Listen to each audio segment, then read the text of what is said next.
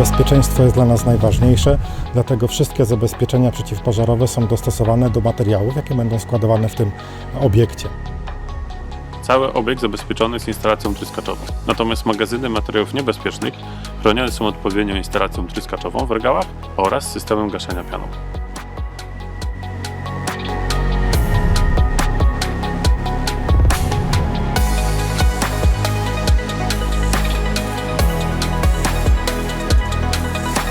Z myślą o najwyższym poziomie bezpieczeństwa nasz system pianowy działa w pełni automatycznie.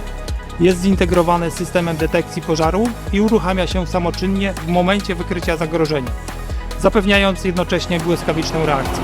Oczywiście na wypadek sytuacji awaryjnych istnieje także możliwość ręcznego uruchomienia systemu przez przeszkolony personel.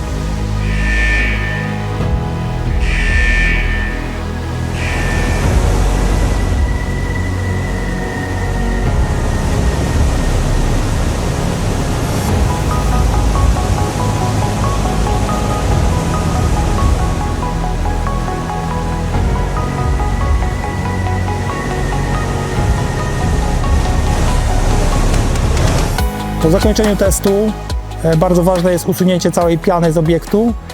Specjalnie dlatego przygotowaliśmy obiekt i zabezpieczaliśmy wszystkie wrażliwe miejsca przed dostępem wilgoci.